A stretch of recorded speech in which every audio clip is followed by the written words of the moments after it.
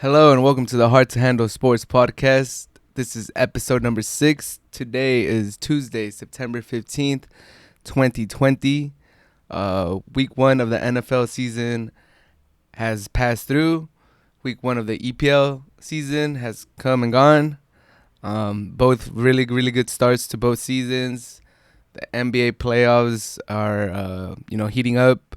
We're getting towards the latter steps of the playoffs.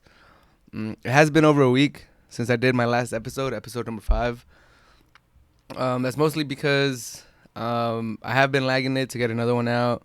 I just moved to a new spot, so I've been trying to get my setup going, get myself acclimated to this new part of the city that I'm in. Plus, moving takes a lot out of you. It's just tedious. It's like a bunch of stuff you got to do, moving, changing addresses, stuff like that.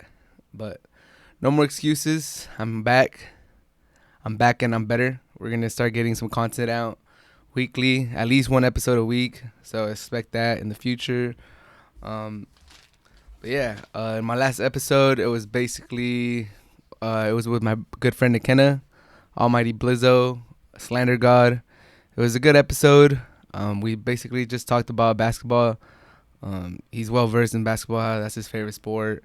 I love basketball, so it was basically just a analysis of all the series that were going on at the time. We made our predictions. It was a good episode. Slander God slandered a lot of people, and a lot of teams too. So if you guys haven't seen that, I'll put the link on the description, or if you're listening to this on the podcast, it's just the last episode. But yeah, in that episode, we talked about Lakers versus Rockets. I think they were down 0-1 at the time. We were both. He's a LeBron fan. I'm a Laker fan. We were both a little worried. I still believe Lakers were gonna go win in 6. They ended up winning in 5, and they look really good. So shout out to Lakers. We'll talk about that. The other series, Nuggets versus Clippers. I think it was at the time the Clippers had won game 1, and it was 1-0, I believe. And I said Clippers in 6. He said it might be a sweep, Clippers in 4, but as we now know, today, Tuesday, September 15th, game 7, Clippers have blown a 3-1 lead. It's 3-3. They might blow it and lose. We'll see. Game 7. I'm gonna give my thoughts on that too coming up. The Celtics at the time, they had a 2-1 lead against the Raptors. I said it was gonna go 7, and I predicted the Raptors to win. Unfortunately, it did go to game 7 because it was one of the best series ever, but they lost in 7. But recap that real quick, and the last series was the Bucks versus the Heat. At the time of the last episode, I think they were down 3-0. Slander God said they were gonna get swept, but they were able to eke out one game, and Heat looked real good. So I'm gonna talk about the one series that's still going on right now, which is the Nuggets and the Clippers. Recap a little bit of the Lakers and Rockets, and then give my thoughts on the Celtics and the Heat, which should be a good series. And then week one of the NFL is now in the books. Since I lagged it to get an episode out, I didn't get to say my predictions on video before the season started, but I was able to at least tweet about them, and I should post my tweet here or somewhere over here, so you guys can see my predictions. If you're listening to this on podcast, I'll put my Twitter on the description so you guys can see that my takes. I did my predictions before the season started. It was a great week 1 of NFL football. It was just great on Sunday. It was just amazing to watch football the whole day. And then the Clippers played the Nuggets too. It was just a lot of sports. And EPL came back, and you just had sports all day. That's partially another reason why I haven't done a video. There's just been bombarded with sports. Should have found some time, but now Tuesday I have a lot of time to get my thoughts out, talk about all these sports, talk about all these topics I haven't been able to talk. But yeah, first up, I wanted to talk about the Lakers. Shout out to the Lakers. They looked real good. Dismantled the Rockets in 5 games. I thought it was going to go 6, like I said. I thought it was going to go 6. I thought the Rockets would at least show more fight. I thought they would be able to get one more game, but they couldn't. A large part of that is because Westbrook has really regressed. It's kind of sad. It's kind of sad to see how bad he's fallen off. At a time, I think when Kobe retired, the late Kobe, RIP, when Kobe retired and he was no longer in the league, Westbrook was my favorite player just because he has that dog mentality. He screams at everybody. There's this soundbite of Stephen A. talking about him saying, like, if you're not on his team, you're the enemy, and you will be treated like that. And man, that resonated so much with me. Like, bro, like, if you're not on my team, you're not my friend. You're not my buddy. You're the opposition, and I'm gonna do everything to beat you. And back then he had the skills to back it up. He was a all-star. He was in the prime of his career. All his athleticism was still there. He's just a really good player. But now, 2020, 5-6 years later, reconstructive knee surgeries that he's had. I think he's 30, 31 years old. His athleticism is going away. It feels like his basketball IQ just keeps going lower and lower every season. I don't know. It's kind of hard to say that he's washed just because there was times during the season that I remember even like analysts on TV were saying that he was playing his best basketball when they traded Capella and they were just playing 5 out, and he was the only one that couldn't shoot on the floor. And he did have a stretch of a month where he was just playing really, really good. I think they beat the Celtics on like a primetime game that I could kind of recall where he went off, and everybody was saying the Rockets were project was going to go good just because Westbrook was playing like the best basketball of his career.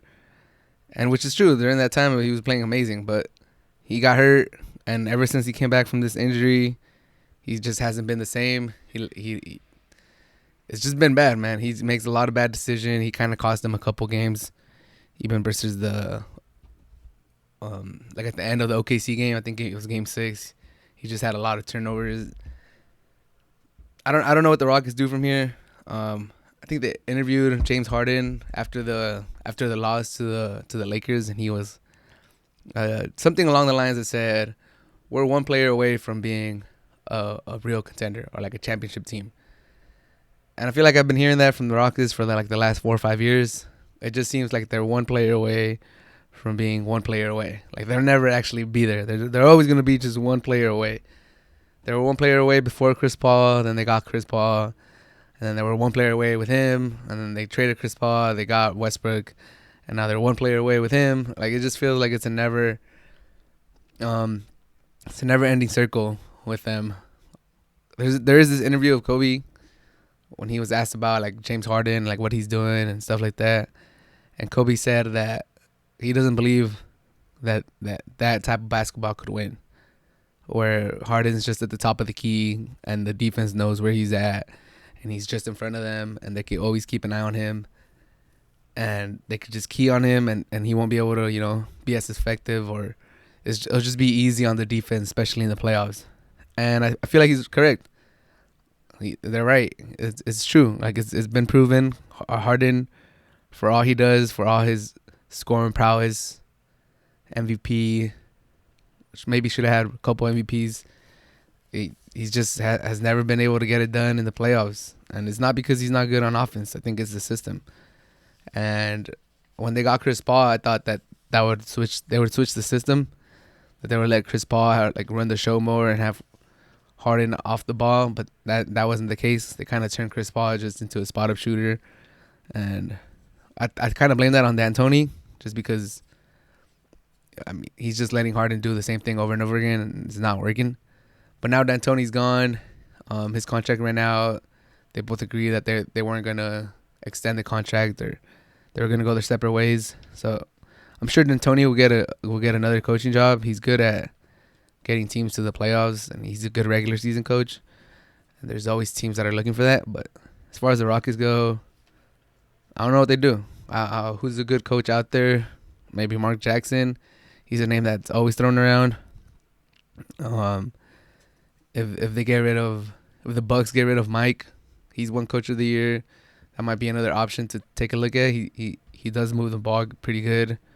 He has his limitations because Giannis couldn't shoot, and the roster wasn't that good. But it might work with the Rockets. I don't know. It just seems like the Rockets are stuck. They're not really progressing. That style of basketball has been almost the same for like the last 3-4 years. There's nothing that you could There's nothing that you could point out from that team that's like, okay, like I see this improvement from last year to this year. We just got unlucky. Like it's the same type of basketball. It just feels like it's not gonna work. That's enough of the Rockets. Houston has to make some decisions. On I think it was episode 3 of my podcast, I had my good friend Matt come over, and he predicted that the Rockets were gonna blow it up. They were gonna blow up the team after the season, and I think he might be right. I would not be surprised if they trade Westbrook. I don't know who would want to trade for him with that contract and after the playoff performances he put up, but I do think that they're gonna shop him. I don't know what they could get for him, but they'll definitely shop him. As far as Harden, Matt said he thinks they'll trade Harden too. That's a tough one. Like that would be full blown rebuild and just giving up on this like window. And it's hard to get a player like Harden, so I don't know if that would happen. I think they would try to retool one more time, and maybe get Harden to like. I don't know. It's hard just because Harden looks like he doesn't want to change the style. He wants to get his numbers. He wants to be the focal point. He wants to have like that high usage rate. And I don't know who would realistically be able to trade for Harden. His value is still super high, so I don't know I don't know who would be able to put up a package for the Rockets to feel comfortable with the return. But yeah, I predict they shop Westbrook around. I don't think they're gonna be able to trade him. I think it's gonna be more or less the same Rockets team next year with maybe a free agent pickup, and then we'll see who they get as their head coach. As far as the Lakers go, Lakers is good. Lakers look good. I am a Lakers fan. I try to be as unbiased as I can, just because I don't want to make decisions or make takes with my heart. I'd rather use my brain. People thought I was being a homer when I said that the Lakers would beat Portland in 5. I honestly thought that Portland was a bad matchup. Like the Lakers were a bad matchup for the Blazers. They had no rim protections. I thought they were gonna get killed on the boards. There was no one to stop AD, no one to start LeBron. It's easier to slow down guards than like wings and bigger people, just because they're smaller. If you have like LeBron could do a better job on Lillard than Lillard could do a job like the same job like to LeBron on defense. Something like that. That's what I'm trying to say. Anyways, people were calling me homer just because Portland was playing really good, and I said that the Lakers would take care of them easily, and they did. And then the Rockets came about, and I said Lakers in 6. They did it in 5. And now, I was worried about the Lakers when they weren't playing good in the bubble, but I always thought that in the playoffs, elite talent usually wins. Like if you have the best player or 2 of the 3 best players in the series, you're most than likely gonna win. Just because the playoffs, it's all about stars. It's all about star power. It's about your stars showing up. And I always believe that the Lakers, in any series that they play, they would either have the best player. They would always have the best player in LeBron. Maybe the Clippers you could put Kawhi, but I still think LeBron's a little better. And then they would have the second or third best player for sure in AD. And once you have that, then you're always going to have a chance to win.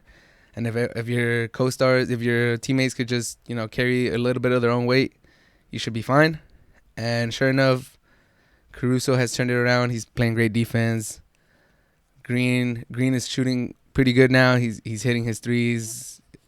KCP's playing good. Kuzma surprisingly has picked up his defense. He's a real good defender now. Just from the eye test, I don't know what the advanced metrics or like the numbers say, but just seeing him on the effort, contesting shots, it looks like he's there. It looks like he's bought in. Markieff Morris has been a great revelation. Like the Lakers have their best three lineups in the playoffs. They all have Markieff Morris. I think playing the Rockets kind of helped the Lakers because they were forced to go small. They were forced to like bench Howard and McGee. Just because the Rockets, they play super small and bigs get exposed against the Rockets. Then like bigs are accustomed to guarding the rim, and the Rockets don't really attack the rim, so they're getting caught like just being stranded in the under the rim, and while the person they're supposed to be guarding is out at the 3-point line. And because of that, they got benched. They hardly got any minutes the last 4 games. And the 3 best lineups that the Lakers all have Markieff Morris. The one that I really like is Caruso, AD, LeBron, Rondo, and Morris. That's a real good lineup. Every time they come out to the court, it looks. It's not even a small lineup. It's a small lineup just because there's no traditional center. But AD's almost 7 feet. Markieff Morris is huge. Like he's like 6'9", 6'10", I think. But he's stocky. He's big. He can move pretty good, so he could defend multiple positions. Rondo could hold his own against guards. Caruso is a great good defender, and LeBron is 6'8", like 250. So it's a good lineup.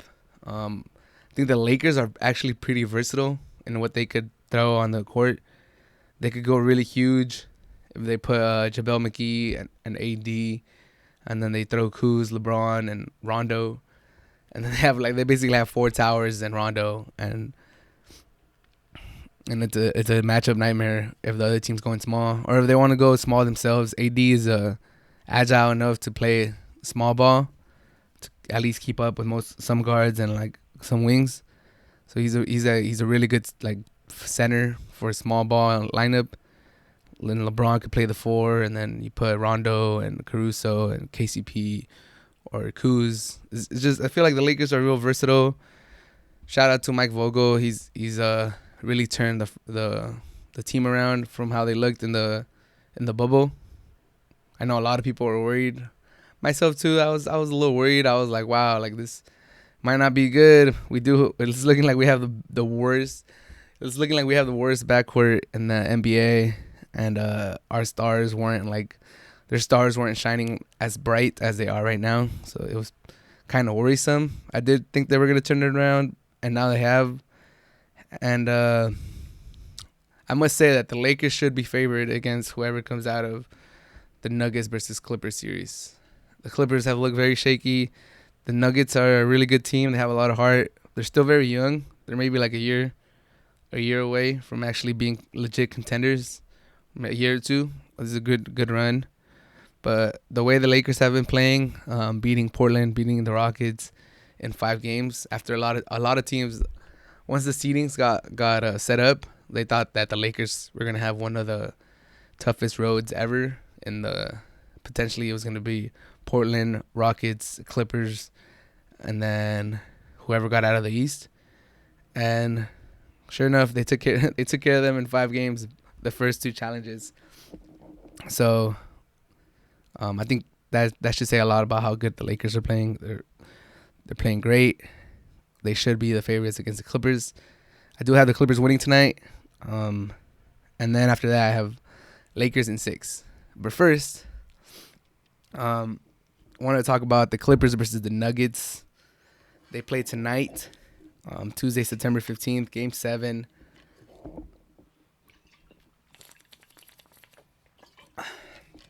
If the Clippers choke this away, it would be one of the worst. The Clippers have a lot of bad moments in their history. They're just not a very good team. But if the Clippers find a way to blow this, it would just be so bad. After all the hype that they've had, after all the acquisitions that they made, all the picks they traded to get a PG in their team, I I don't. I do know a couple Clipper fans, and let me just say that it would be a rough day for them. I know Laker Twitter and like all of Lakers social media. Lakers have a great following on all social media. I know it would be ridiculous if the Clippers lose. I hope they don't lose. I know that it would be funny. It would be funny if they lose. Sorry, my nose is bad. If it would be hilarious if they lose, just because I call them a poverty franchise, just because they've never won anything, and they're the little brothers of the Lakers. But this would be poverty franchise behavior for sure. Like, you get Kawhi, he's an NBA champion, regarded as the best or one of the best players in the NBA. You trade like 5 picks, 3 picks, and like 3 swaps for PG. You already have a real good team that made the playoffs, took the Warriors to like 5 or 6 games last year. Everybody, you're the preseason Cinderella. You're the preseason favorite. Everybody's picking you. Everybody's like crowning you the champions before the season.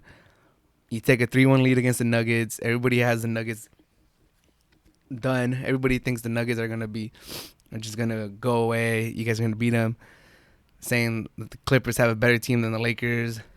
And if they lose this, if they lose to the Clippers tonight and don't make the at least the Western Conference Finals, it would be a bad day for Clipper fans. Like, Matt, if you're listening to this, it would be bad. It'd be so bad. Do I expect that to happen? No. Like I said, stars wins championships, and the Clippers have the biggest star in that game, in Kawhi Leonard. So I do expect them to win. Also, I've been dying to see the Clippers play the Lakers the whole season.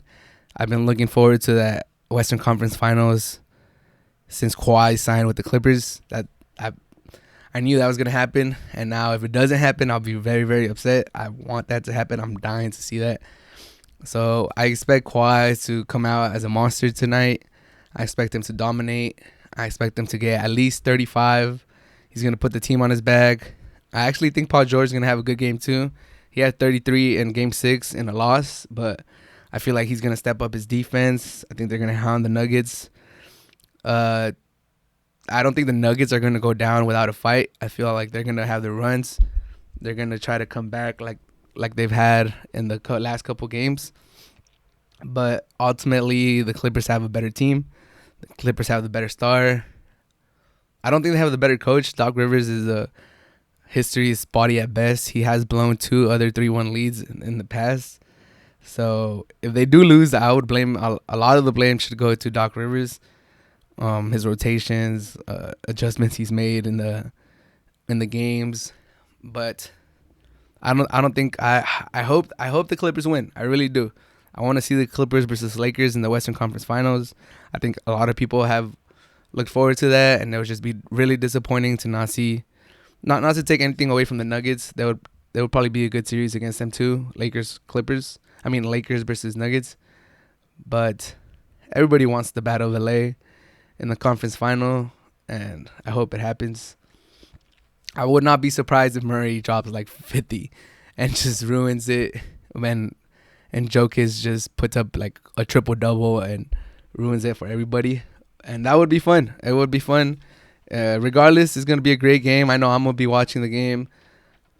I want to apologize to the Nuggets just because during Game 1, I remember Game 1 was happening and the Clippers took a big lead early in Game 1, and then I'm in a group chat with like one of my Clipper homies, Matt, and my other friend Jason. I think Jason is going to be on the show in the near future, so shout out to Jason.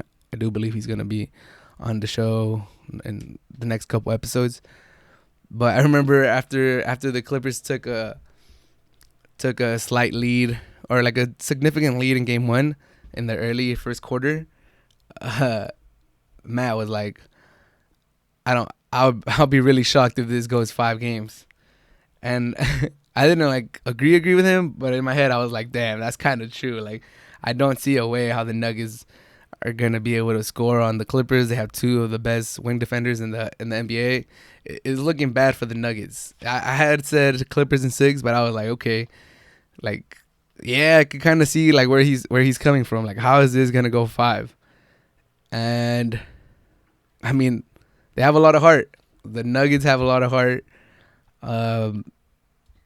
They're just willing themselves to get points, to make runs. They've been down 15. I think game 5 they were down 18. Game 6, and they came back. It's just it just shows how much heart that team has. They're young. I feel like they're hungry. They're really hungry. I think a lot of people had them dead. So I think that's extra motivation. It also helps that there's no fans. There's less pressure. And the Clippers have kind of looked a little lazy on defense. I think during those runs that the Nuggets have had, they've actually had a lot of open threes, a lot of like easy buckets. So Clippers are partially to fault for. It's not just the Nuggets playing really really good offense or establishing their brand of basketball. I think the Clippers have also dropped the ball and not played as good as they should. But Game 7 should be fun tonight. I do expect the Clippers to win one more time. Clippers are going to win tonight. It's my prediction. It's going to be a close game, and they're going to pull away towards the end. And then Lakers in 6. And on the East, Celtics versus Heat.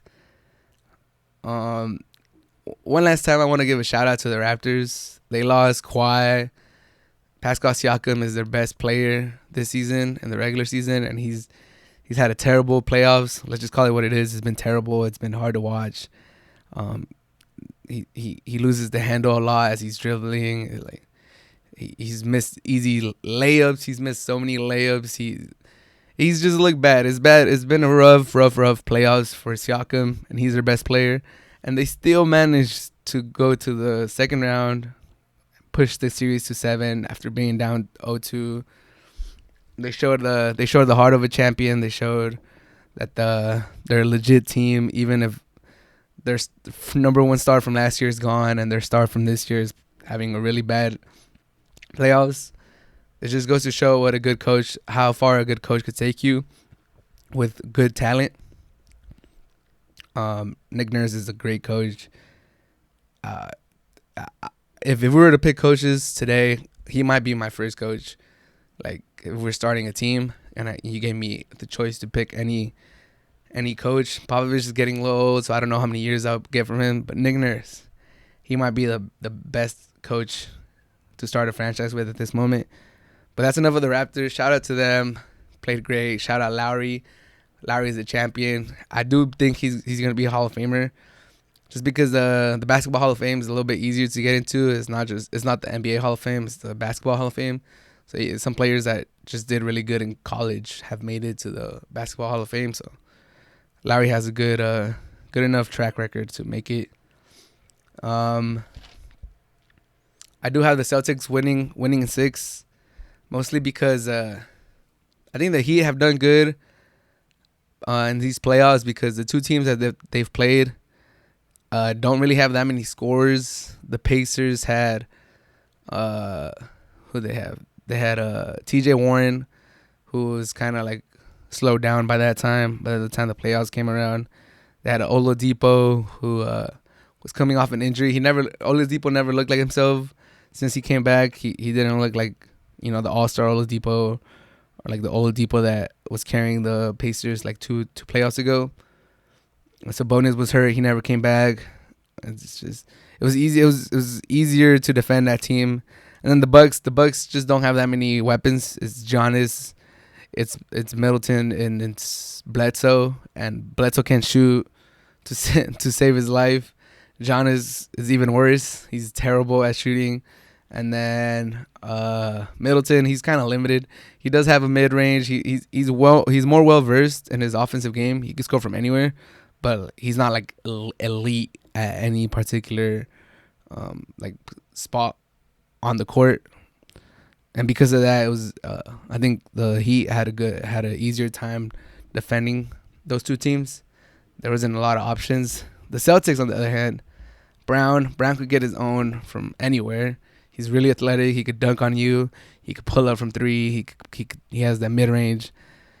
Same could be said for Tatum. He could pull up from anywhere. His game reminds me of Kobe's game. Kobe did train with him, so it makes sense why the resemblance is there.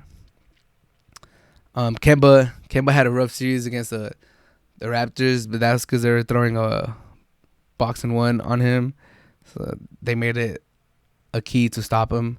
But he could score from anywhere too, and even Marcus Smart could get his own.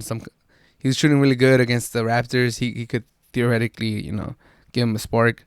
It's just way harder to stop the Celtics than it is the other teams. Celtics have a lot of offensive power, and they're good on defense too. Tatum and Brown are two pretty good wing defenders. Brown especially. Brown's one of the best wing defenders. He that's how he came into the league. He was a great defender, and he kind of just knew his offense was going to come. And at this point in his career, his offense is pretty good. His defense is elite. Tatum, he came into the league more of an offensive player, and his defense has progressed too. So he's a decent wing defender. I think they'll be able to at least minimize Butler's output. And then after that, you can't let the shooters, you can't let Duncan Robinson and Tyler Hero get going. I think they have the bodies to throw around. And they're just well coached too. Brad Stevens is another really, really good head coach that I rate really high. I think he makes good adjustments. He calls timely timeouts. He's one of the best coaches to draw up plays out of a timeout. And because of that, I have the Celtics winning, which would set up a Celtics versus Lakers NBA Finals, and that would be amazing. That would be, woo. We need that. We need a Celtics versus Lakers final. I think that would be great. It would be great TV, especially right now when the NFL season has restarted. So it's going to take away from views. The NBA doesn't like to compete against the NFL because the NFL is king in the U.S. as far as views go. But if you put on a Celtics versus Lakers final, people are going to watch. People are going to watch for sure. So yeah, Celtics in 6 is my take. It's gonna be another great series of great coaching all around. Spoelstra versus Brad Stevens. It's gonna be fun to watch.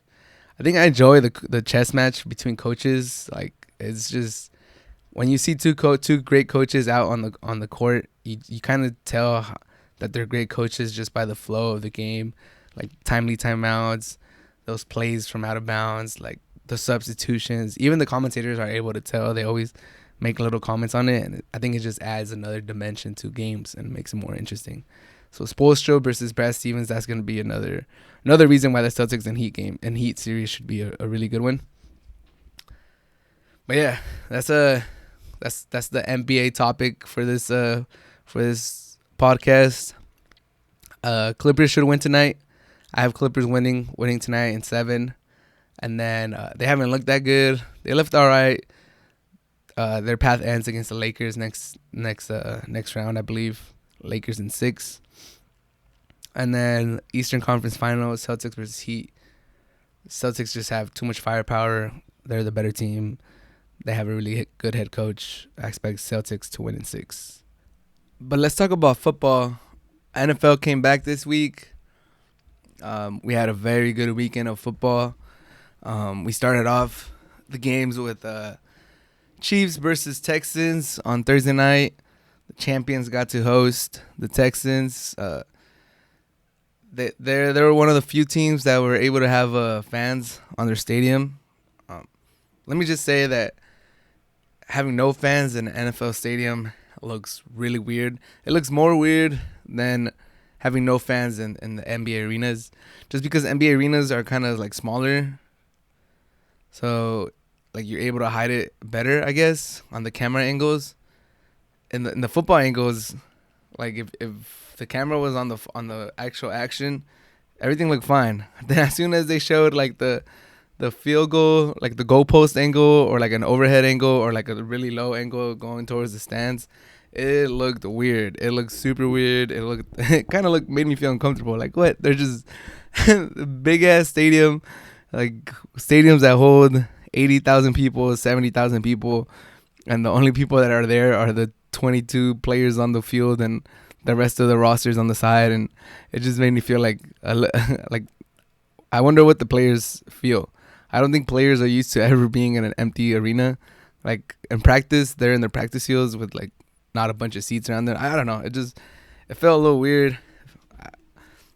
It felt strange. It definitely felt more strange than the basketball arenas not being full. I don't know. I don't know about you guys. Is it just me, or did the NFL stadiums being empty look more weird than the NBA arenas being empty? Let me know. Let me know. Comment down below if you agree with me or if you don't.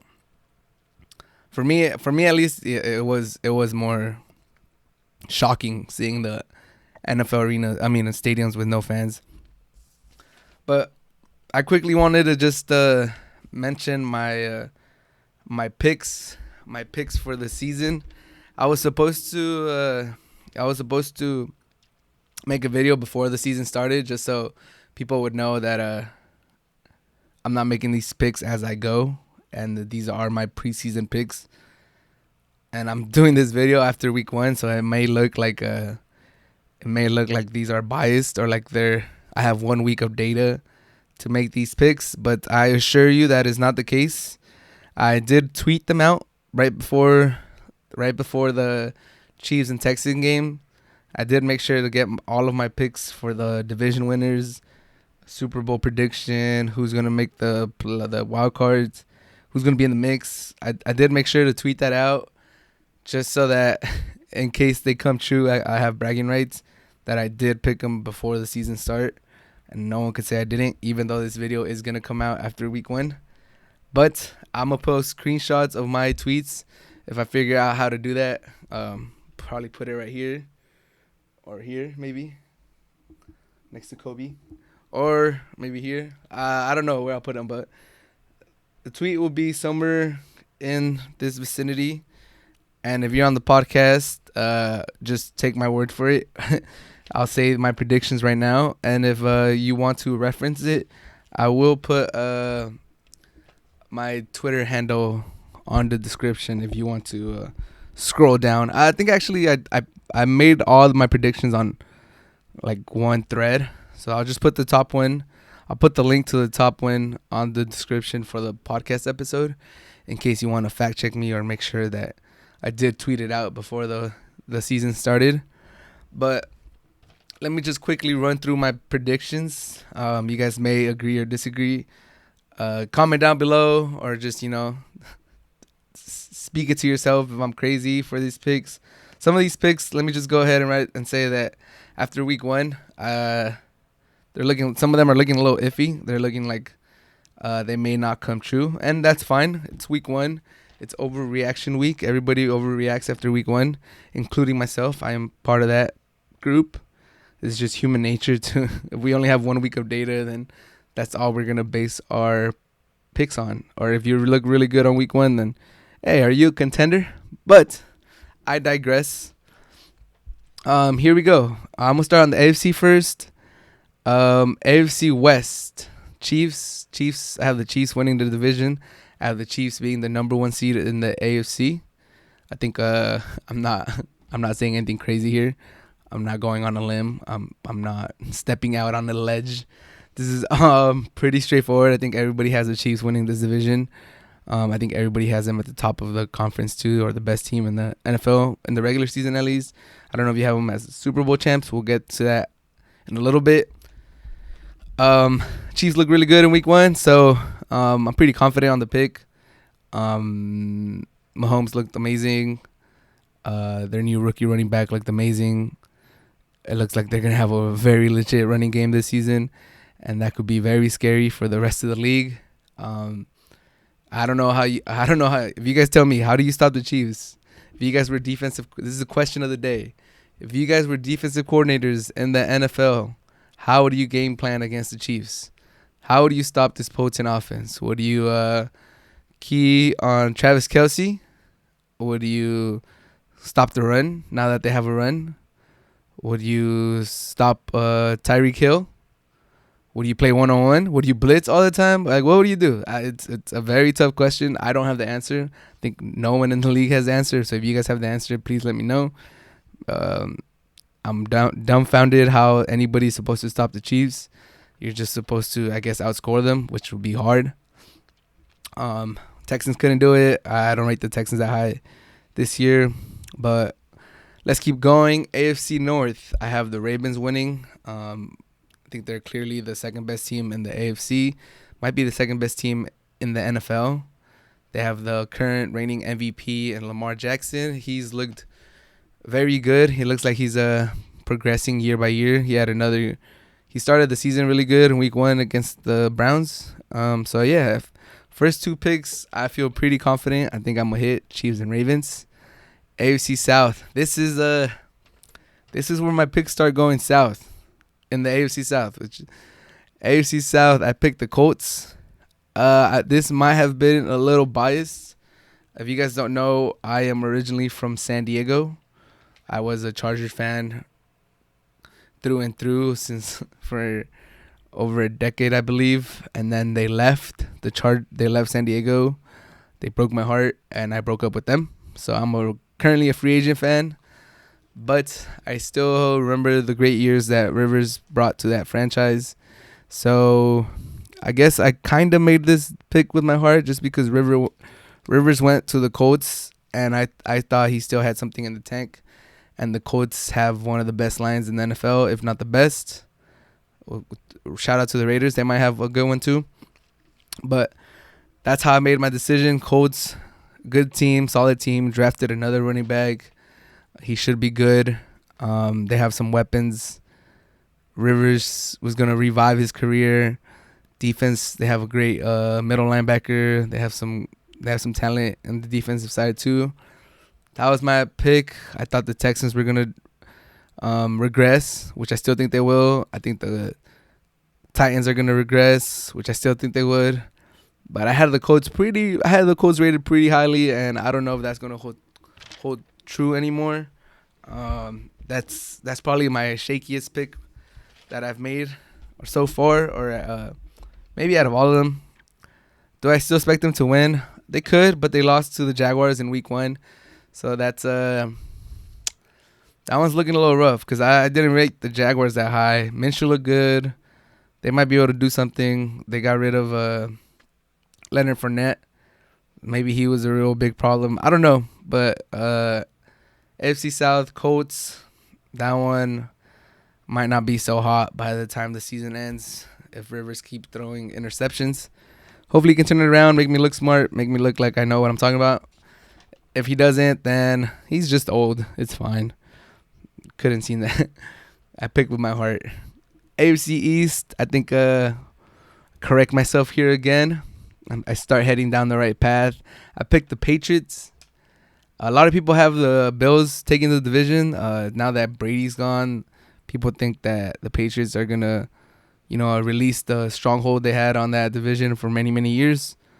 I don't think so. I think it's still their division. I think Cam Newton is still a really good quarterback. I don't know why people think he's going to be washed. He's in his early 30s, I believe. He's a physical specimen. He can still throw the ball. He's still good. He's going to start getting his legs. He already got 2 rushing touchdowns. And the Patriots had a solid defense. It looked like the Patriots are going to be one of those teams that just grind you out and tough out a win week in and week out. And they have one of the best. They have the best coach of all time in Belichick. So I do expect them to win. I don't think the Bills are going to dethrone them just yet. So AFC East, Patriots. But speaking of the Bills, I do think the Bills are going to be good. They have a solid young quarterback. They added some weapons. They added Stephon Diggs. They have talent on the defensive side. They just re-signed their cornerback, I believe, to a big deal. They're looking like a good team. They're looking nice. Their young quarterback, what's his name? Allen is good. So yeah, I have the Bills getting that fifth seed. I expect big things from them. They should keep progressing. They made the playoffs last year. I think they'll repeat this year, especially because honestly the AFC doesn't have that many good wild card teams. Like I don't see teams in the wild card round like really making that much noise. So and the Bills are a cool little team that should make the wild card and go out in the first round, I believe. Steelers, they have Big Ben back. Steelers, they almost made the playoffs without Big Ben last year, which goes to show how good of a coach Mike Tomlin is and how good their defense is. So now that Big Ben's back, I expect them to still have a little bit of thread on those tires, and he should be able to be the difference between almost making the playoffs and sneaking in and making the playoffs. So I have the Steelers as a 6th seed, and if you guys don't know, there's now a 7th seed. They're adding an extra wild card spot. There's only one team that gets a bye week, so there's more games in the wild card round now. I think it's cool. We'll see how it goes, but the 7th spot, I actually have 3 teams from the AFC North making it. So I have the Ravens winning the division, being the number 2 seed, possibly first, and then I have Steelers making a wild card and the Browns. Surprisingly, the Browns. I have the Browns making the playoffs for the first time in God knows how long. That's another pick. I'm not gonna lie, that may look a little sketch after week 1. If you guys didn't watch the game, the Browns played the Ravens and they got destroyed. They looked awful. Mayfield looked like he's taking another step back, which is not what Brown fans want to see, want to hear. They should be used to it by now. Their quarterbacks are just not good. But hopefully they could change it. Hopefully it's just a result of playing the Ravens. The Ravens are just a really good team. Hopefully that's all it is. Browns played one of the best teams in the league. No harm in losing to them. Hopefully that's it, and they're able to turn it around and they make the playoffs. It would be nice to see the Browns in the playoffs. I feel bad for their fans. Not too bad, just because, like I said, I grew up in San Diego, so I know what it feels like being in a town that doesn't win nothing. And at least if you're a Browns fan, you're most likely a Cavaliers fan, and you saw a championship, so you'll be all right. But I do have the Browns making the playoffs. We'll see how that goes. Supposedly, I think today came out. Today, one more time. Today is Tuesday, September 15th. Today came out the Browns are actually trying to shop OBJ, and they're trying to move on from him. If that's true, I still believe the Browns have enough talent to make the playoffs, even without OBJ. Obviously, OBJ will help, but if they trade him away, they still have Njoku got hurt, so he's done. But they have Hooper, and then they have Landry. They still got weapons. They have Hunt. They have Chubb. They have enough weapons to make the playoffs, even if OBJ is not there. But it is the Browns. So anybody that picks the Browns to make the playoffs is going out on a limb, just because that's how bad they are. That's how unlucky they are. People had them winning the Super Bowl last year, which is crazy. I think it's not too far-fetched to think that they're going to make the playoffs this year as the last 7th seed. The 2 teams I have in the mix that could potentially make the playoffs are the Raiders and the Texans. Raiders, I think this is year 3 or 4 of the Mike Gruden experiment. Chucky, he's a good coach. I think he'll get them to the playoffs eventually. The one thing that they're missing are wide receivers. They have no experience. Tyrell Williams, I think, is done for the season. I think they jogged out 2 rookies as their starters, which is not the ideal thing, especially when you're trying to see if Carr is the real deal.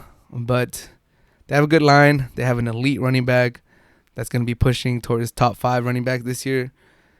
Jacobs, I think he had 3 touchdowns on week 1. Shout out to Jacobs. Fantasy Performer of the Week, if I'm giving out awards. Really put the team on his back. They beat the lowly Panthers, which I expected them to win. So yeah, the Raiders. I feel like the Raiders will definitely be right there to the end of the season, competing for a playoff spot. They might get it, which would be fun. I mean, they'll get a wild card, so they won't have a home game. I was gonna say that having a playoff game in Vegas would be fun, but as a wild card. You won't see that. So forget I said that. And then the last team I have in the mix would be the Texans, and that's just because I respect Watson. He's a great quarterback. He's probably top 5 quarterbacks in the league, top 10 for sure. I just don't like Bill O'Brien. I think he's a terrible coach. I think he's the worst GM. I think the Texans won't win anything, or they won't win anything. They won't achieve anything. They're just stuck with him, and they have good enough pieces to at least make the playoffs or be in contention. So I don't know what's gonna take to trade him, to get rid of him, to cut him, to fire him. And I think they just gave them a raise, and they gave him a higher title, and they re-extended his contract. I don't know. Does Bill O'Brien have some dirt on the Texans GM or the Texans owner? I don't see how he still has his job. It's what I say. When you come from a good coaching tree, you always get longer chances. And Bill O'Brien comes from that Bill Belichick coaching tree. So I'm guessing the Texans just hope that they have the next Bill Belichick. But I'm gonna tell you guys right here, he's not the next Bill Belichick. He might not even be the next high school coach, man. He's terrible. He's a terrible GM. The only reason I have the Texans in the mix is because I respect Watson and his talents, and he might just be able to drag him into contention, or at least keep him close to playoff spot the whole season. But yeah, those are my predictions for the AFC. Chiefs, Ravens, Colts, Patriots, Bills, Steelers, Browns, in the hunt, Raiders, Texans. I think the Titans are going to fall off. I don't believe in Tannehill. I think they paid him way too much. I don't know what they're thinking. Almost, I think $30 million a year, 29 around there. He's not that guy. You can't pay him that much. Titans are going to fall off a cliff. In my opinion, they beat the Broncos yesterday. They eked out a win. I do feel like most of their games are going to be close just because their defense is all right. But I just don't see Tannehill being able to pull those games out. On the NFC side, NFC predictions. After week 1, but they were decided before preseason. I just got the video out late. NFC West, Seahawks. They were 1 yard away from winning the division last year, but they got stopped. And I think this year they'll win the division. They have the second best quarterback in the league, and Russell Wilson. He's elite. He actually is my MVP preseason pick. I didn't tweet it out, so I don't have proof of that. But I'm going to say it right here. Russell Wilson will win MVP this year.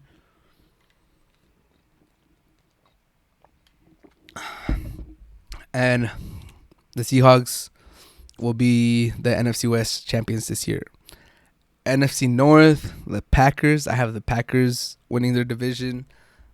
I predicted that Rodgers was going to have a resurgence year this year.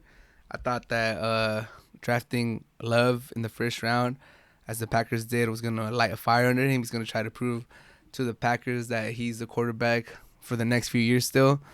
And he came out firing on week 1. He scored 4 touchdowns. Packers dismantled the Vikings. They looked really good. I think that pick is pretty solid. NFC South, the Saints have a lot of continuity. They have a lot of players coming back. Michael Thomas, Drew Brees. They added Emmanuel Sanders. I think he scored a touchdown this week. They're gonna add another weapon for Drew Brees. Sean Payton, another coach, sometimes gets overlooked because he's been there for a while, but he's a great coach. Saints should win the NFC South. They play the Bucks in week 1, which are their toughest competition. Brady looked a little off. Brady looked like he might be done, but we'll see. It's only week 1, but I do think the Saints should be able to pull off the division by season's end. In the NFC East, I did pick the Eagles to repeat. I think last year they were hurt with a lot of injuries, but they lost to the Washington football team in week 1. So that pick might not be truth. Might not come to fruition if I'm being 100. If I'm keeping it 100. You can't lose to Washington if you're a Super Bowl aspiration team like the Eagles were, and they were up 17-0 and they lost 27-17. It's unacceptable. 27-point swing without without throwing a punchback. Wentz can't be throwing picks at times like that. Like there's some picks that, all right, they hurt, but he threw some very crucial picks that like really flipped the game. So yeah, I had the Eagles winning the NFC East. I think they should still win it. They still have a chance. Just gotta shore up the line. Wentz has to be smarter with the football.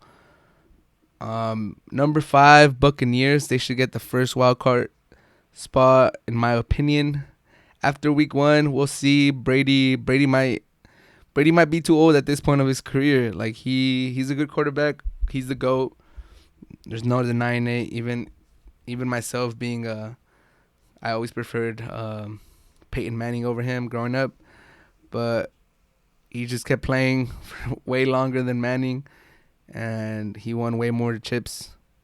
So he is the GOAT, but he might be done. And there's no shame in saying that. He had a great career, but he looked like he struggled against the Saints.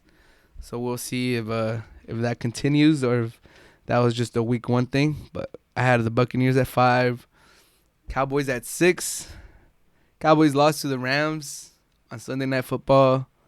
Dak Prescott looked like he always does. He makes some good plays with his legs.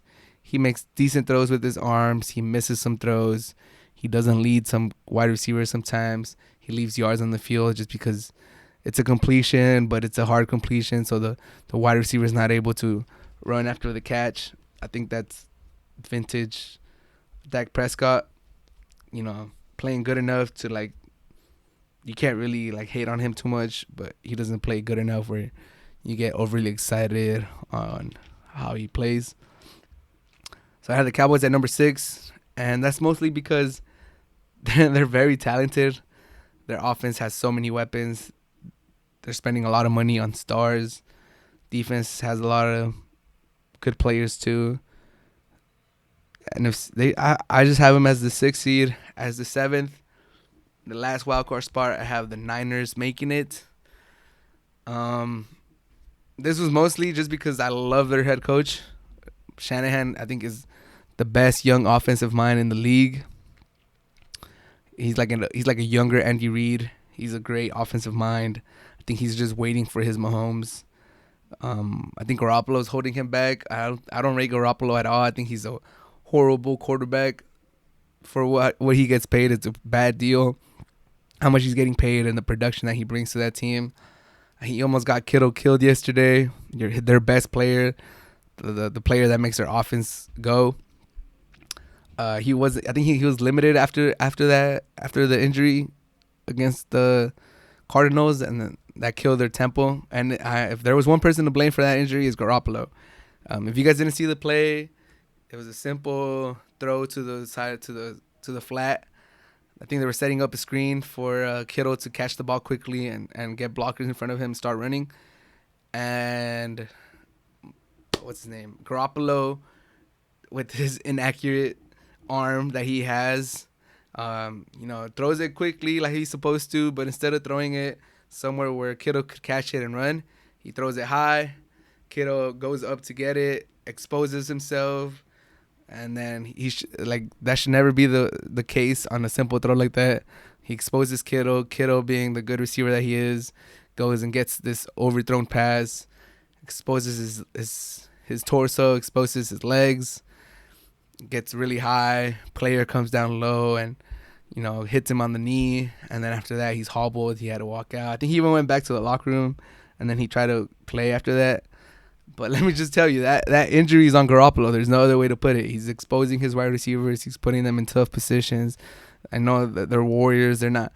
If the pass is high, they're not just gonna let it sail over their heads. They're gonna try to go and get it, and it cost them this time. Hopefully, Kittle's able to come back 100%, and he plays the rest of the season good. But that's part of what you get with Garoppolo. He's not a good quarterback. He really isn't. I feel sorry for Niner fans. This is one of the best rosters you guys have had in a long time. You have a really good head coach.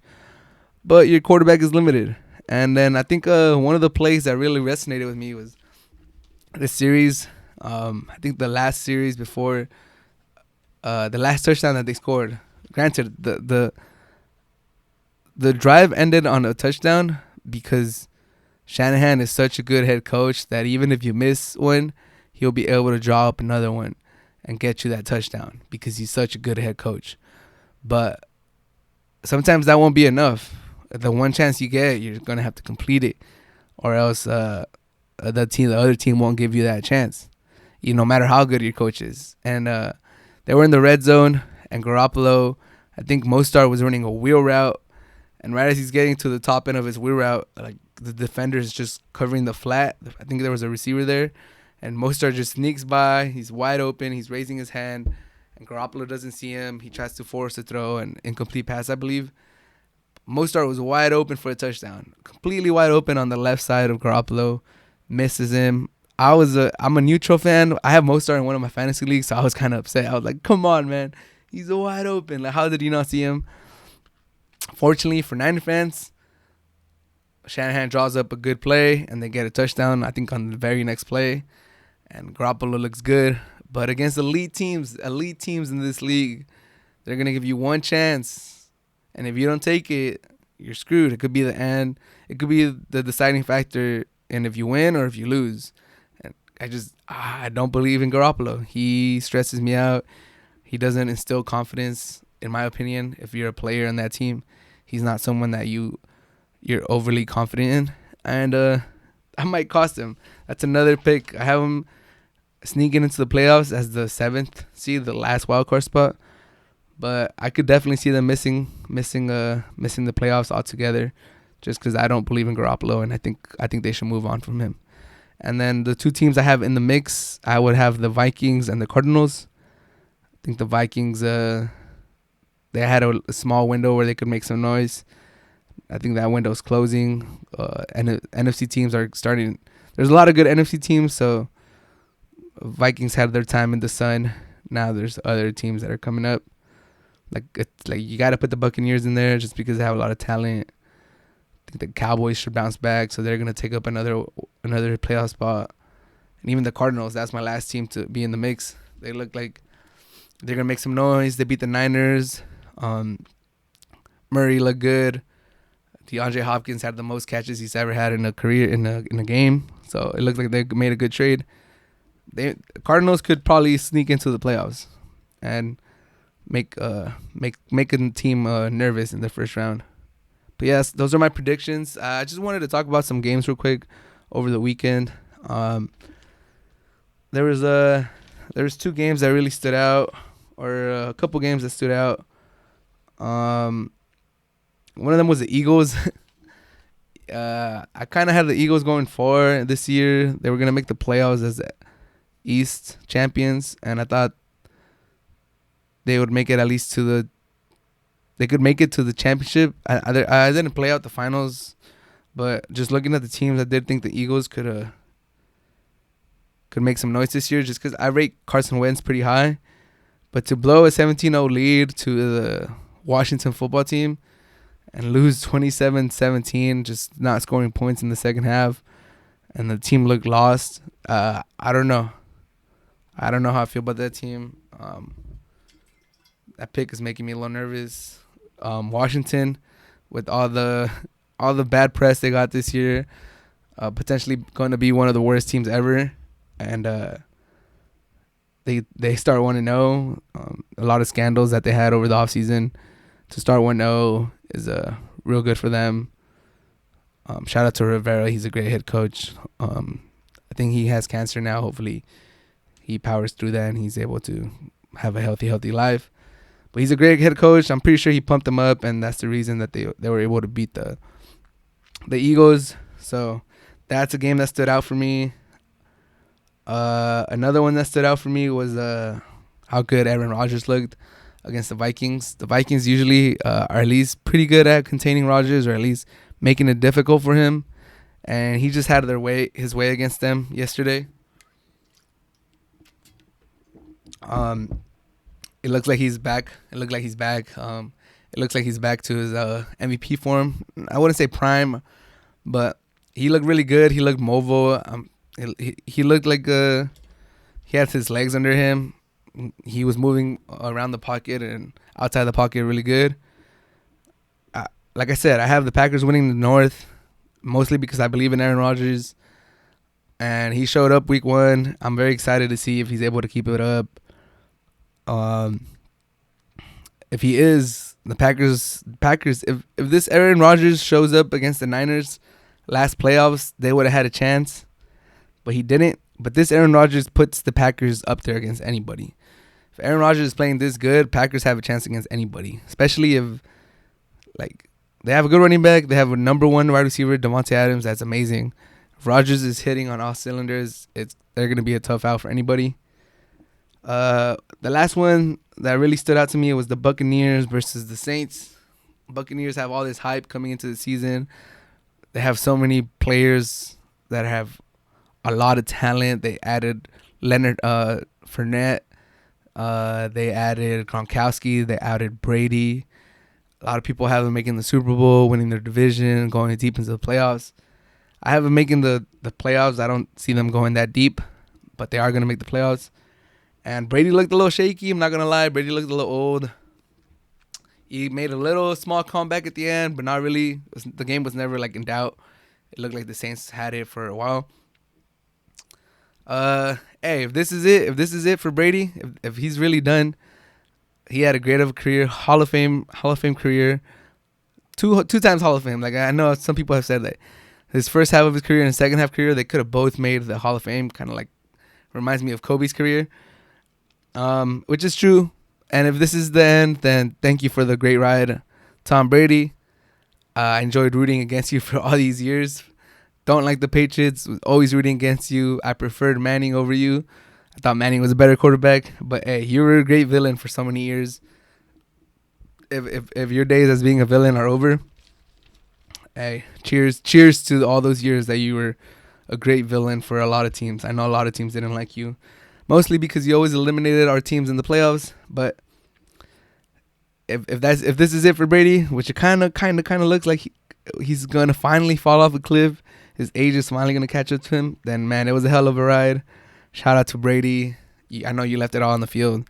If it's not, if you come back from this and you just have a great season, then it just keeps adding to your legend. And we're lucky to have experience. We're lucky to be able to watch you play.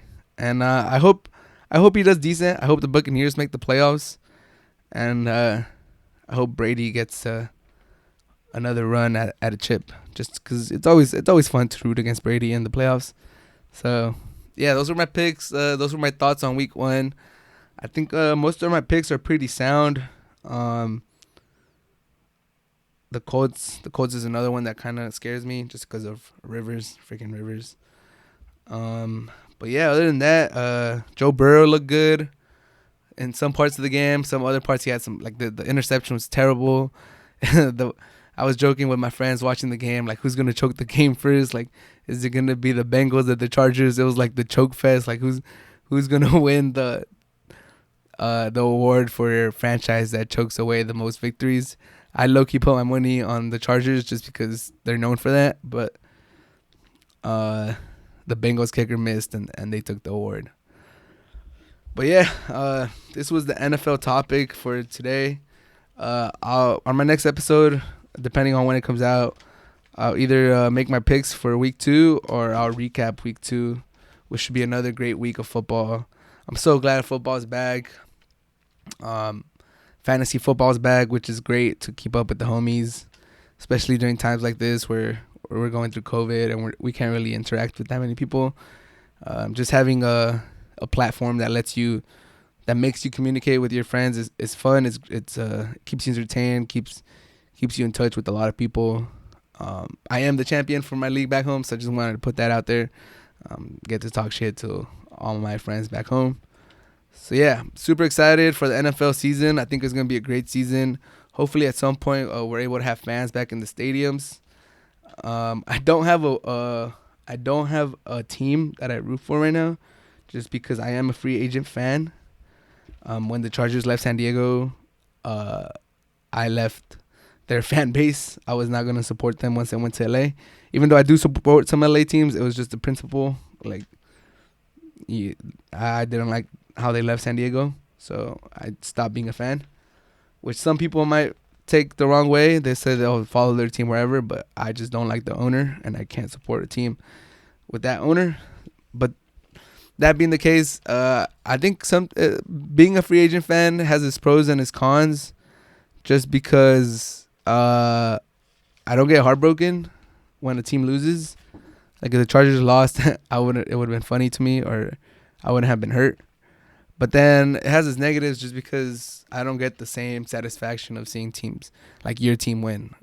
There's definitely a different feel when you're rooting for a team and that team wins. Like you're part of something, kind of, which is what sports is are all about, making you feel like you're part of something bigger. So yeah, if you guys have a team for me, let me know down in the comments what team I should join, if I should join any team, or make a pitch. Make a pitch on why I should join your team. I know my friend Andrew was telling me to join the Raiders bandwagon, which would be pretty crazy coming from an ex-Charger fan.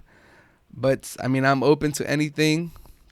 If any teams have any openings, I am a free agent fan. I can't say I'm loyal because I got rid of the Chargers, but when I'm there, I'm there. I'll be loud and proud, and I'll defend the team till the end. And if no team comes along for me, then I'm pretty chilling being a free agent fan. It's not the end of the world. But that ends my NFL topic for the day. Very excited for the NFL. Week 1 was great.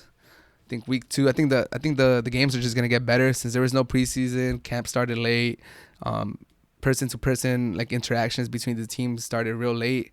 So I think a lot of teams were rusty. That might be the reason why some games weren't as exciting. But I think as the season progressed, once that first month is over, I believe by when October comes, we're gonna have teams like really getting into gear, and it's just gonna be an amazing season. And yeah, NFL's dope. But now, with that being said, my last topic of today's podcast would be the Premier League. The Premier League is back. Let me just say this: I hate Peacock. I hate what companies are doing right now. I hate how everybody has to have their own streaming service. Like, it just makes it so hard to consume all these games, and it's annoying. I remember when all the EPL games or all the marquee games were just on NBC Sports or their main NBC channel, and now you gotta get Peacock. You gotta have. It's just annoying. I'm going on a little rant. I'm probably gonna end up getting Peacock, but because I want to see all the games, and it's annoying not being able to see them. But I had to get that off my chest just because, like, every I mean, I don't blame them. It's a good market strategy. Like, I know they're gonna make money. Like, I know there's people out there like me that love the EPL and want to see it. And if you put it on a service and that's the only way you could watch a game, more likely than not, those people are gonna pay for the service because they really want to see the game. So it's smart. It's smart for them. I can't deny it. It's smart, but it's kind of cruel, and I don't like it. I hate that it's like that. But yeah, week 1 came and went. Not everyone played. Manchester United, Manchester City, Aston Villa, and Burnley didn't play. And this is because Man United and Man City went the furthest in the restart after the coronavirus halt ended. Manchester United went to the finals, they went to the semifinals of Europa. Man City went to the semifinals, I believe, too. So they get an extra week to prepare and rest up and get ready for this season. And Aston Villa and Burnley were their week 1 opponents, so they get a rest too. Like I said, I lagged it to make an episode before this weekend, so I didn't get to say my predictions on camera, but I did tweet them out. So one more time, if I figure out how to do this, I'm going to have a picture here or here with my tweet. saying my predictions for top 10 of the EPL table. And then I have my 3 teams that I think are going to be relegated. Like I said, Tweet's going to be here. If you're just listening to this on Apple Podcast or Google Podcast or Soundcloud or wherever you're listening to this, I'll put my link on the description if you want to click on it and see my tweet of my predictions for the season, so you know that I'm telling the truth. And I did tweet these out before the season started, so it was not after any of the games. These are preseason picks. I might have some mid-season picks just to see how the teams are going, and I'll predict how they go. But quickly, I'll just run through my predictions, 1 through 10, my relegated teams. And then after that, we'll talk about some of the week 1 games. And then I'll see if I feel the same way after the first week of football about my picks and some games that stood out to me, because there was quite a few good games that I want to talk about. But yeah, let's get started right away. The hard to handle EPL predictions by Ismael San Juan, but you guys can call me Ish. You guys know that. Top 4, which are the most interesting. I think I have Liverpool as the champions. I think they'll repeat. Very deep team. Mostly because of Klopp.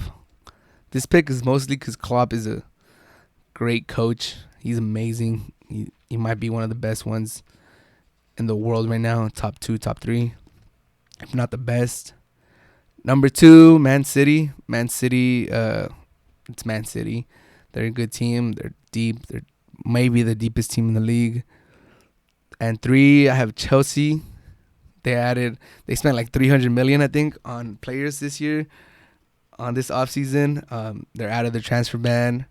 Lampard is a good coach. Pulisic hopefully comes back and helps him out from his injury. And let me just say, I think it's going to be a 3-horse race for the championship. Last year it was Liverpool and Man City, and then everybody else. I think this year is going to be Liverpool, Man City, Chelsea, and then everybody else. Chelsea should take that jump from last year to this year.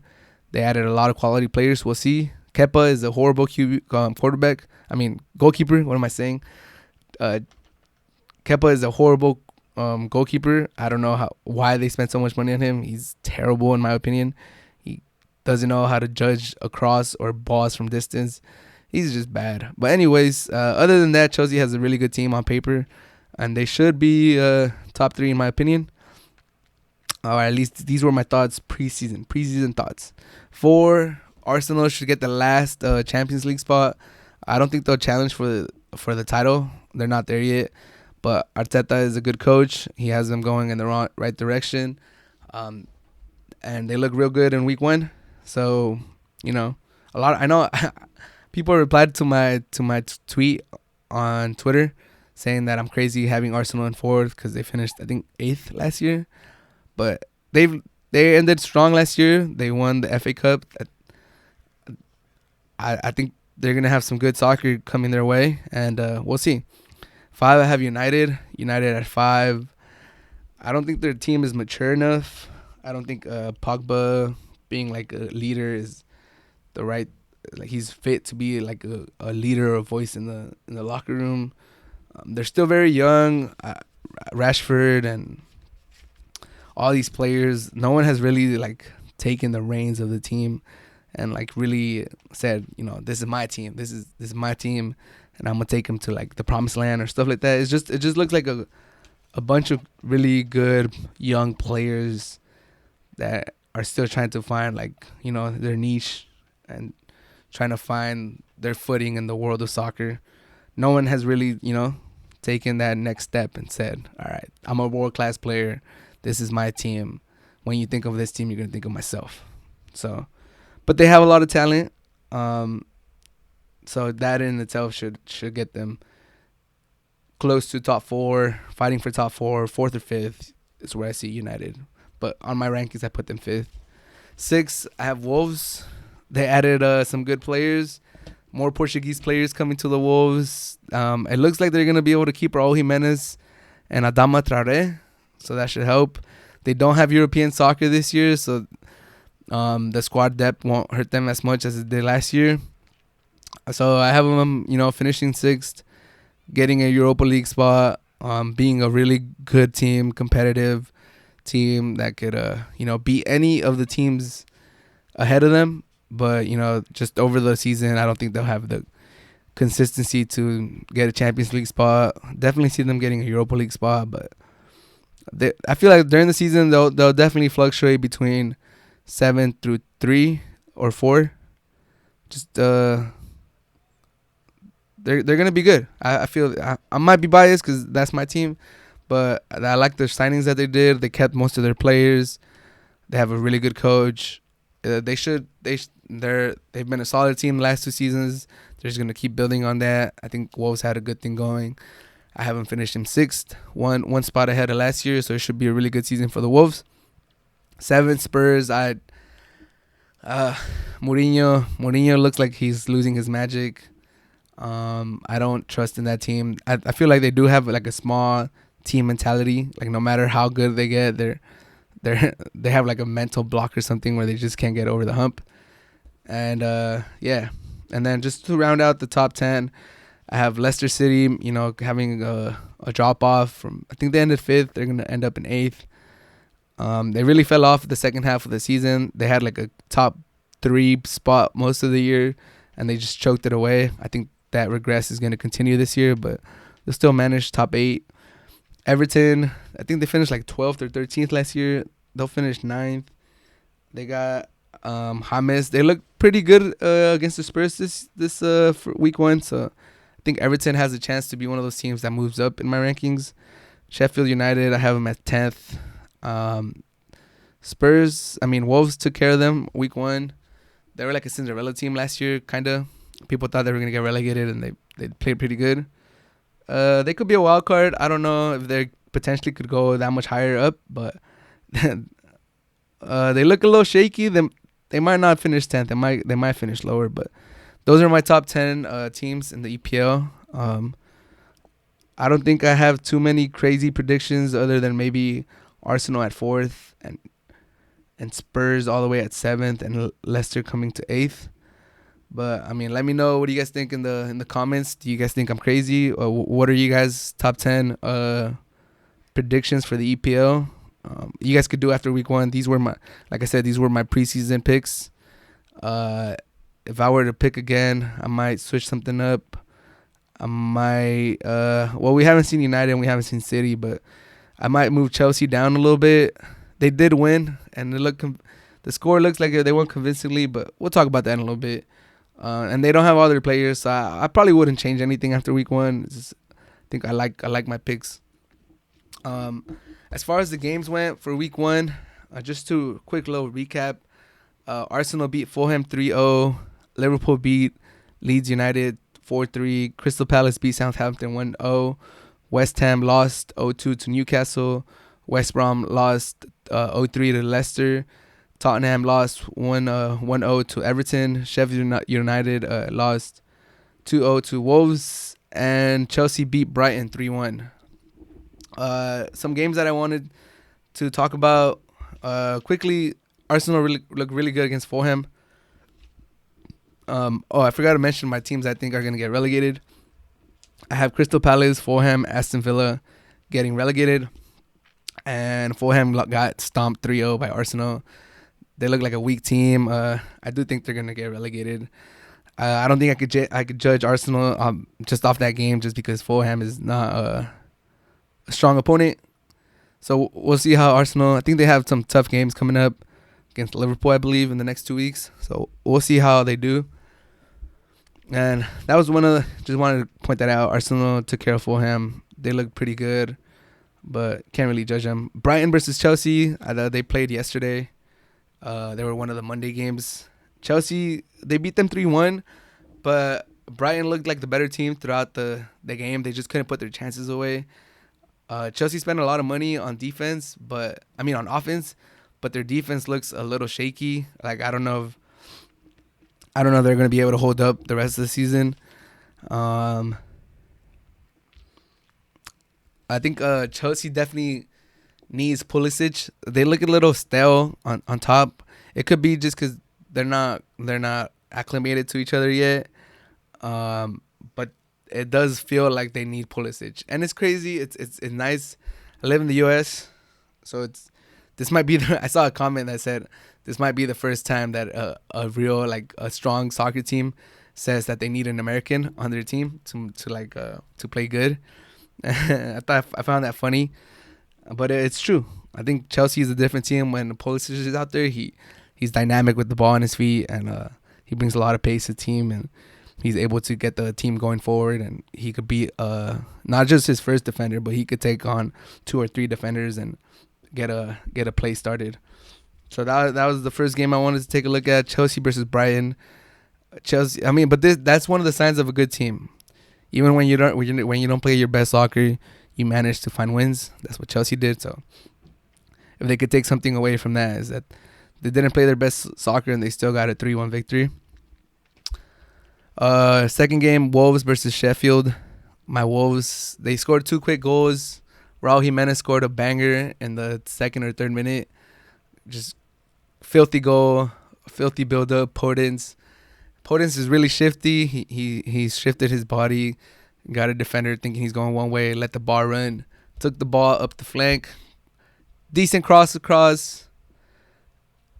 Raul Jimenez first time put it like top left corner, decently far away from the keeper. If the Wolves are able to keep Jimenez, if the Wolves are able to keep Traoré, they should be a dangerous team this season. Espiritu Santos, Nuno, he's a great head coach.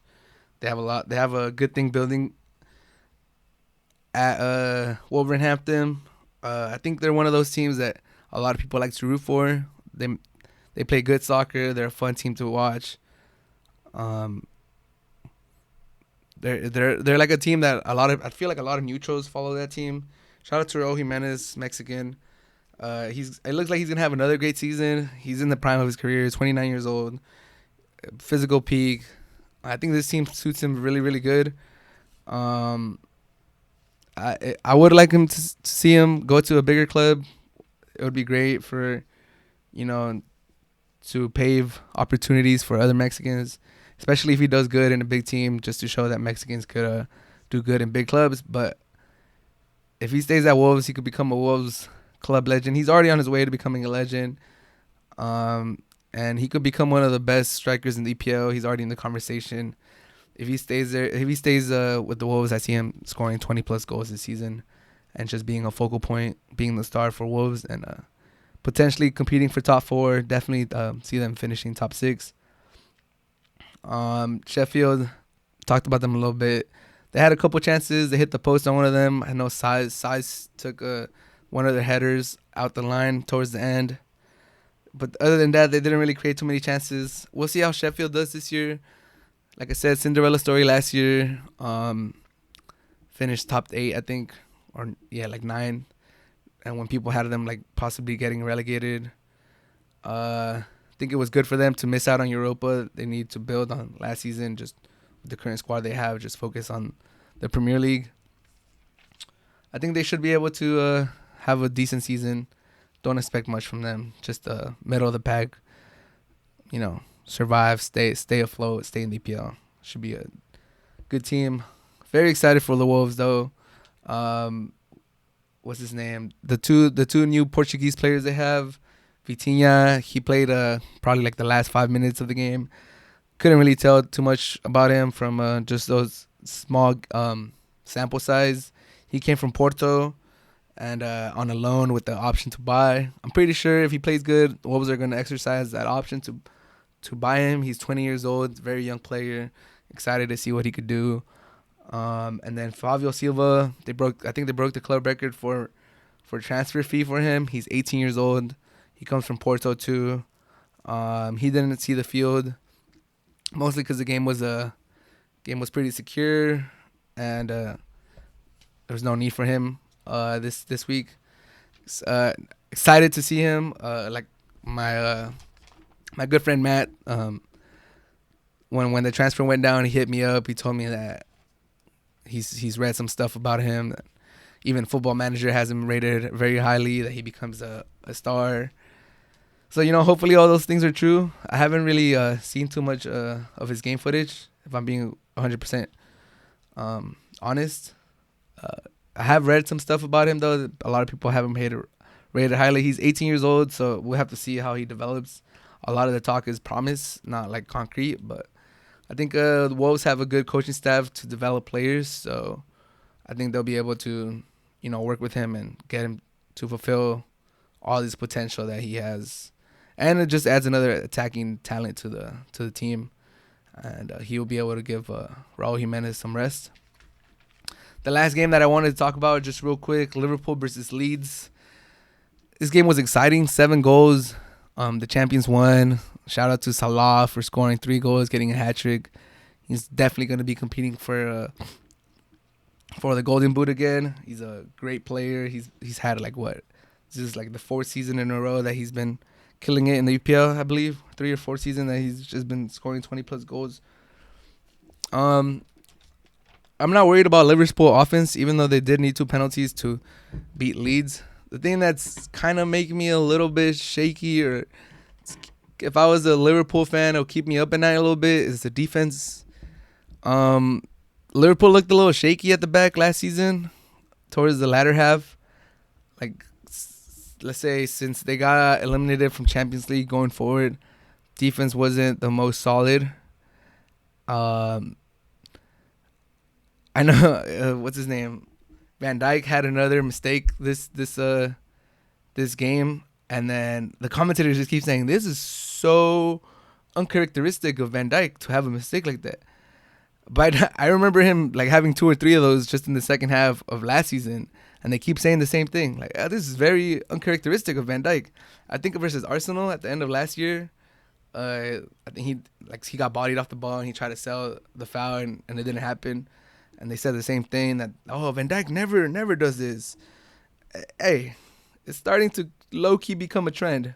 So I'm kind of getting scared. Van Dijk, you got to, sharpen up that defense. You are one of the best, if not the best defender in the world right now.